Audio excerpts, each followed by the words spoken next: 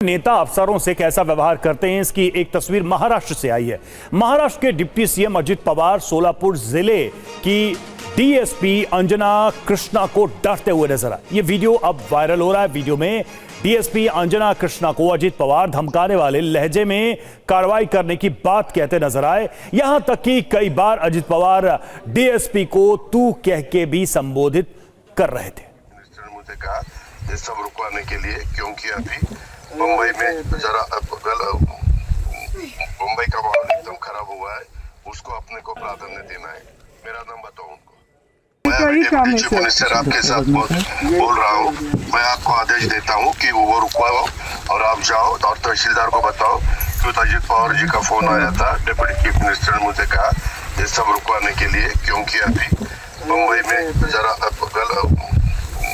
मुंबई का माहौल एकदम खराब हुआ है, उसको अपने को प्राधान्य देना है। मेरा नाम बताओ उनको। सर वो मुझे आप एक काम कीजिए, आप मुझे मेरे फोन में मतलब डायरेक्ट कॉल कीजिए ना। एक मिनट, मैं तेरे ऊपर एक्शन लूंगा। अभी मैं खुद आपके साथ बोल रहा हूँ कि आप मुझे डायरेक्ट कॉल बता दिए। सर मुझे ये भी पता है आप सर समझ रही है सर, जो आप बोल रही है समझ रही है, पर मुझे सुनो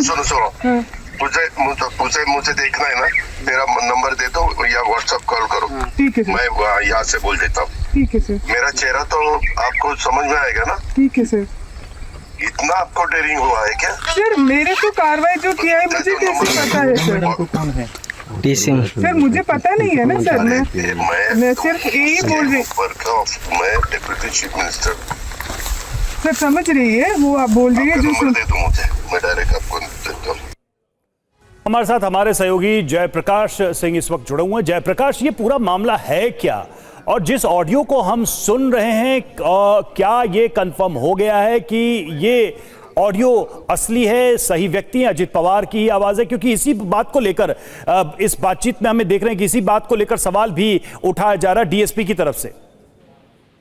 बिल्कुल सही कहा आपने। देखिए, इस पूरे मामले में ये जो ऑडियो है ये अजित पवार का ही है।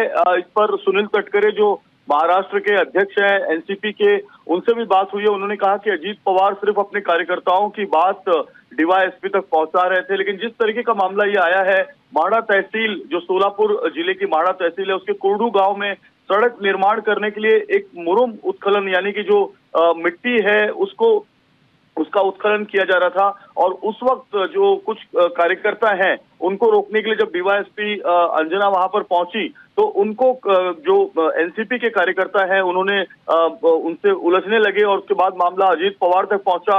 लेकिन बड़ी बात यह है कि अंजना कृष्णा अभी नई आईपीएस हैं, 2023 के बैच की है वो, और वो केरल के तिरुवनंतपुरम की रहने वाली है। उनको हिंदी भी प्रॉपर नहीं आती, मराठी प्रॉपर नहीं आती। ऐसे में वो अजित पवार डिप्टी सीएम का फोन है कि नहीं है वो पहचान नहीं पाई, क्योंकि कार्यकर्ता के मोबाइल पर ये फोन किया गया था।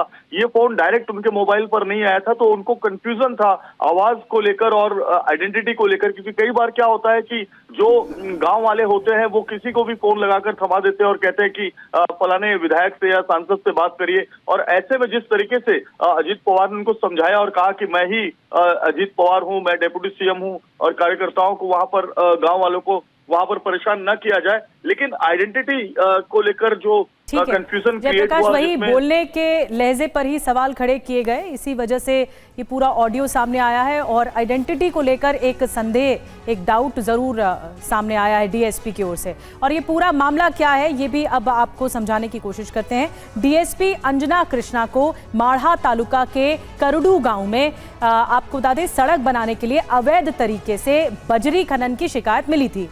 इस शिकायत पर अंजना कृष्णा पुलिस बल के साथ कार्रवाई करने पहुंच गई, लेकिन अजित पवार के स्थानीय कार्यकर्ता बाबा जगताप ने अपने मोबाइल से अजित पवार को फोन लगाया और मौके पर मौजूद अंजना कृष्णा से बात करवाई।